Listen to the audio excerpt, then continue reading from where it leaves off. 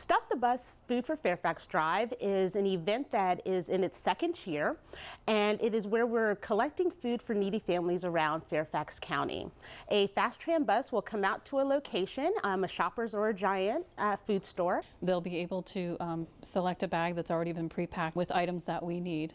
They can purchase that and take it directly to the bus, or they can take a list that we've prepared of individual items if they want to shop. The items that we need the most are really protein items. It's hard for us to purchase protein, but if people can donate to us canned beans, rice, canned tuna, canned chicken, fresh vegetables, and fruit is wonderful. We also do like to put into the bag canned vegetables, canned fruit. Those are great for us as well.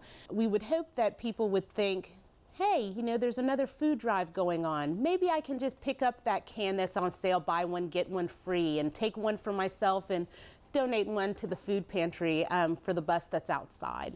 Businesses, I think, in two important ways can help us. They can help promote the event to their customers. So there's information on the county's website and our website. If they need that, we'll be happy to provide the information as well.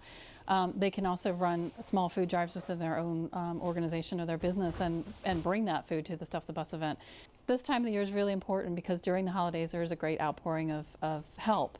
Once those holidays are over and people go back to their normal routine, the need is still there in the community. And so January, February, March tend to be a time when we see a dip in donations. And so Stuff the Bus happening at this particular time of the year is very important for us. We can jumpstart our food pantries and get the giving going again, and to keep it on people's mind on the forefront that there is a need, and it's a need that lasts all year long.